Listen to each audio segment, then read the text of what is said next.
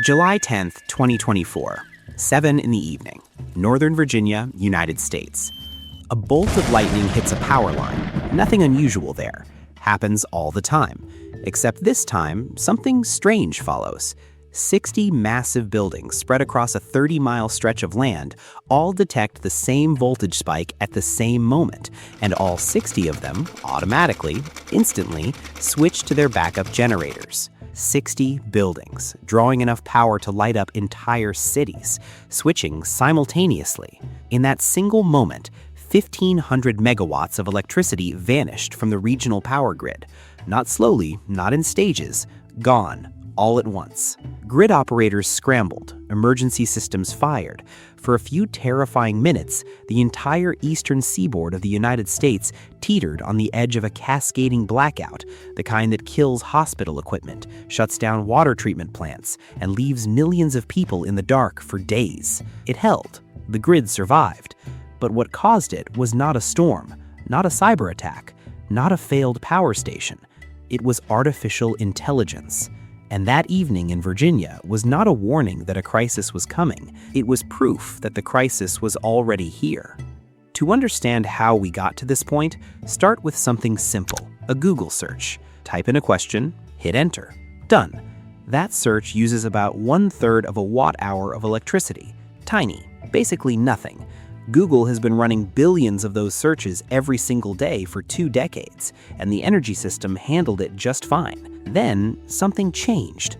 When you send a message to an AI, not a search, but a real conversation, a request to write something, explain something, or solve something, the computer has to do a completely different kind of work. It is not looking up an answer, it is building one, word by word, thought by thought, running through billions of calculations in a fraction of a second. According to Goldman Sachs, that one AI query uses roughly 10 times the electricity of a standard Google search. One query, 10 times the power. Now multiply that by 700 million queries every single day, which is roughly what ChatGPT alone was handling by 2025. That single product from one company was burning through enough electricity every year to power 35,000 American homes. Not the entire AI industry, just one chatbot. And the industry was not slowing down. It was just getting started. At the center of this story is a small piece of hardware most people have never seen, the NVIDIA H100 chip, a graphics processing unit the size of a hardcover book designed specifically to run the calculations that power artificial intelligence. Jensen Huang, the CEO of NVIDIA, built his career turning these chips into the engines of the digital world. The H100 became the most sought-after piece of technology on the planet. Every AI company, every government, every research lab wanted them, needed them, was paying whatever it took to get them. And here's the thing about the H100 that nobody in the press conferences mentioned. Each one draws up to 700 watts of electricity at full power. 700 watts. That's roughly the same as a household clothes dryer running continuously from a single chip the size of your hand. By the end of 2024, an estimated 3.5 million H100 chips had been shipped and switched on inside data centers around the world. Running all of those chips together consumed more electricity every year than the entire country of Lithuania. Just the chips, before the cooling systems, before the server racks, before the buildings, the backup generators, and the thousands of gallons of water being pumped through pipes every hour just to stop everything from overheating. And NVIDIA's next generation of chips, more powerful, more in demand, would draw even more power. The curve was not bending toward efficiency, it was accelerating in the opposite direction. Now take all of that demand and imagine concentrating most of it in one county, Loudoun County, Virginia, 40 miles west of Washington. What once was horse country and open farmland is now home to 200 data centers. The buildings sit in rows across the landscape, windowless, concrete, enormous, ringed with industrial cooling units and diesel generators. No signs, no windows, just hum. This stretch of land processes an estimated 70% of the world's internet on any given day. Amazon alone has poured more than $35 billion into this one region. Microsoft and Google have added billions more. And in January 2025, Sam Altman stood in the White House Rose Garden alongside President Trump and announced Project Stargate, a $500 billion plan to build 20 more massive AI data centers across the United States, starting immediately. $500 billion. That's larger than the entire economy of Ireland. The grid was not ready. Dominion Energy, the utility that serves Northern Virginia, was already struggling to keep up. It had signed contracts promising power to data centers that had not yet been built, at volumes the existing infrastructure could not yet supply. Regulators warned that by 2030, the region could face over 400 hours per year where demand simply exceeds what the grid can deliver. Not a risk, a near certainty. Rolling outages, not for minutes, but for days at a time. The price for fixing that? Dominion proposed $50 billion in new infrastructure, transmission lines, substations, new generation plants. And that cost would not come from the trillion-dollar tech companies building the data centers. It would be passed to ordinary families on their monthly electricity bills. In parts of Ohio and western Maryland, residential bills were already being projected to rise by $16 to $18 every month, not because those families had done anything differently, but because the power grid in their region was being rebuilt around the needs of AI. Ireland tells an even starker version of this story. The island of Ireland is small, about 5 million people, but it became a favorite destination for big tech. Low taxes, a skilled workforce, access to Europe. Google, Meta, Microsoft, Amazon, they all built enormous data centers there. The economics made sense. Then came the reckoning. By 2024, data centers were consuming 22% of all electricity generated in Ireland. Not 2%, not 5%, 22%. The entire rest of the EU averaged 2 to 3%. And by 2030, Ireland's grid project, that number could hit 30%, meaning nearly a third of the electricity produced by an entire nation will go to server buildings that employ almost no local workers. The Irish grid began issuing warnings. New data center construction in Dublin was frozen until 2028. Regulators started forcing tech companies to install their own backup power generation, and ordinary Irish households watched their electricity bills climb, not because renewables failed, but because the new demand was simply consuming everything the grid could produce. Meanwhile, the companies building all of this infrastructure had a public image problem. In 2020, the big tech companies made ambitious promises. Microsoft pledged to be carbon negative by 2030, not just neutral, but actually pulling more carbon out of the atmosphere than it puts in. Google promised net zero by 2030. Amazon committed to the same by 2040. 4 years later, those promises had quietly collapsed. Google's own sustainability report revealed that its greenhouse gas emissions had risen 48% since 2019. 48%! The company buried that number on page 70-something of an 86-page document with a note that said, and this is real, that reducing emissions may be challenging. Microsoft's emissions had risen 23% since 2020, almost entirely because of data center construction for AI.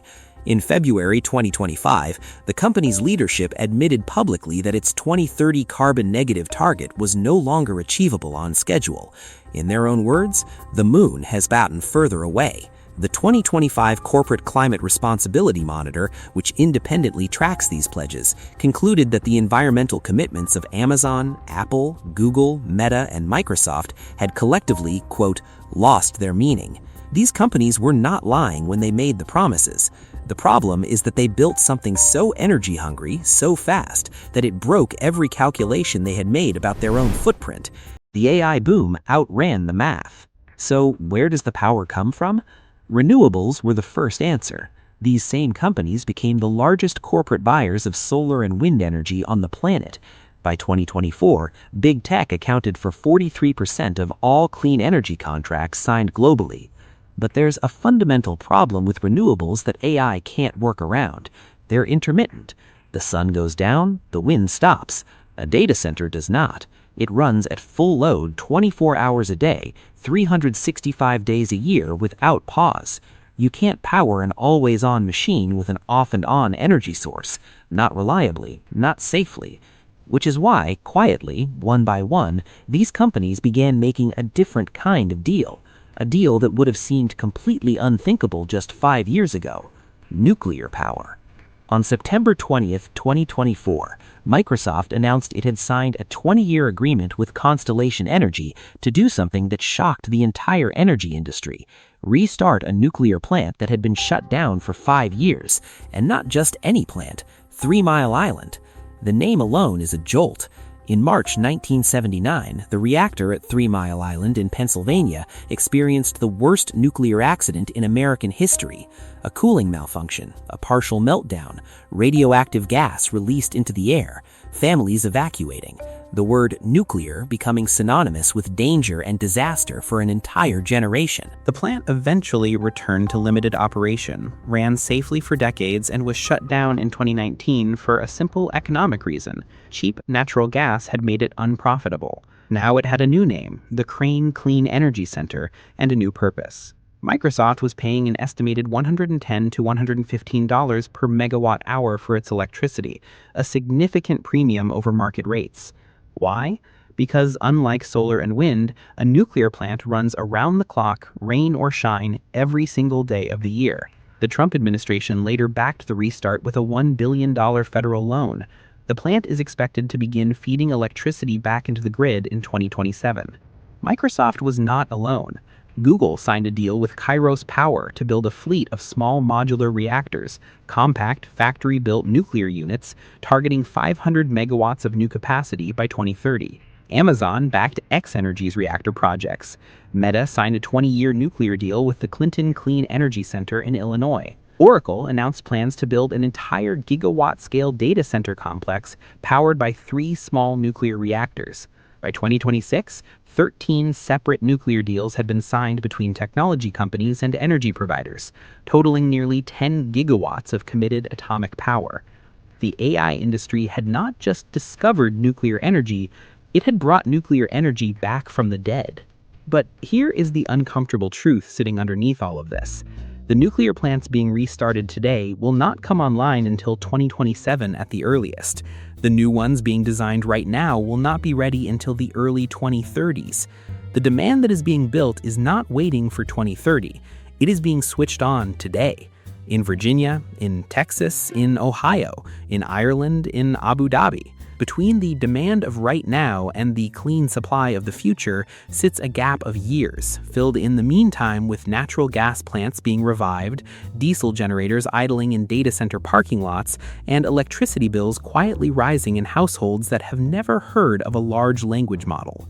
The AI revolution is the most powerful technological shift in modern history. The people building it are convinced it will cure diseases, solve climate change, eliminate poverty, and reshape every industry on the planet. They may be right, but right now, the immediate reality is simpler and more concrete. An ordinary family in Northern Virginia is paying more to keep the lights on. An Irish household is watching its monthly electricity bill climb, while server farms owned by trillion-dollar corporations absorb everything the grid can generate. A grid operator in Texas is staring at 50 gigawatts of new connection requests and trying to figure out how to say yes to all of them without causing blackouts. The companies building the AI future are paying for a nuclear renaissance.